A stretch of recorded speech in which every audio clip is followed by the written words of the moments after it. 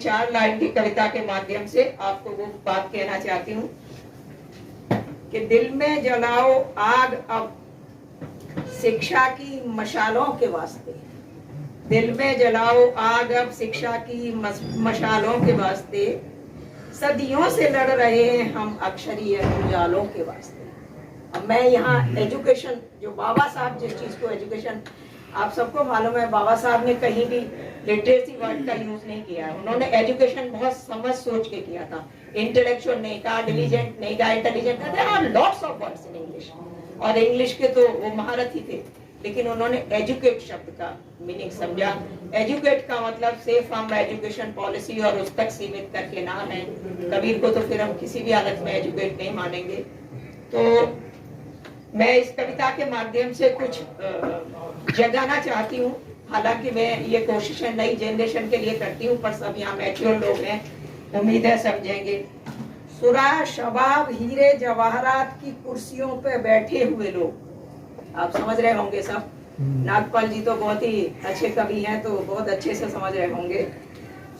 सुरा आप सभी जानते हैं, शराब, शबाब आपको पता ही है। हीरे जवाहरात की कुर्सियों पर बैठे हुए लोग क्यों फिक्र करें उसकी जो मिट गया चंद निवानों के वास्ते। वे लोग क्यों आपकी परवाह करने लगे।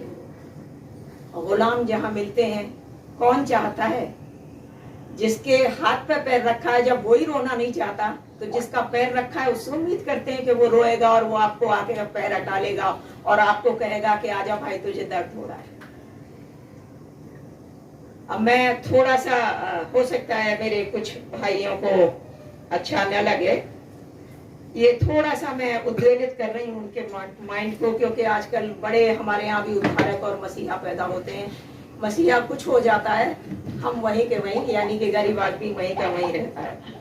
उद्धारक तो खरीद बेच रहे हैं हमें आंकड़ों में ढालकर। उद्धारक तो खरीद बेच रहे हैं हमें आंकड़ों में ढाल कर, यानी उनके लिए आप सिर्फ स्टैटिस्टिक्स हैं, आपके क्या टैलेंट है, क्या है उससे बस कुछ लोग शेष हैं आप अस्तित्व के सवालों के वास्ते। तो मैं उम्मीद कर रही हूँ कि यहाँ इस कमरे में, कक्ष में जितने भी लोग हैं, उन्हें आज इस चीज को अच्छी तरीके से अपने आप से पूछना होगा कि where we are at this point of time when विश्व गुरु और ये और वो दुनिया भर की बातें हो रही हैं, हम कहाँ हैं।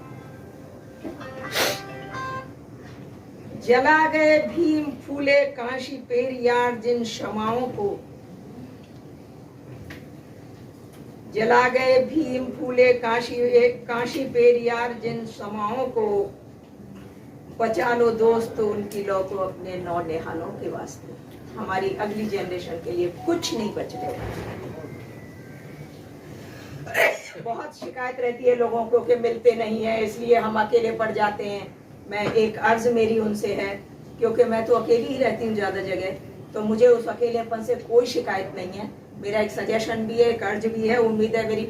और क्योंकि मैं नौकरी में थी, आप सबको मालूम है जिस पोजीशन से मैं रिटायर हुई हूँ, वहाँ अपने नाम से नहीं लिखती थी, तो मेरा पेन नेम जो है वो विक्षुब्धा है।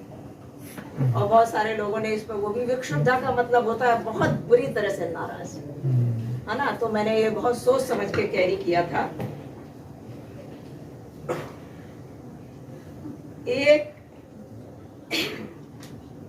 एक दो भी बहुत है विक्षुब्धा बदलने को सूरत हाल। एक दो भी बहुत है विक्षुब्धा बदलने को सूरत हाल। जो मॉडर्न सिनेरियो है, जो प्रेजेंट सिनेरियो है, सूरत हाल। भीड़ की जरूरत तो होती है बस दंगे और बवालों के वास्ते।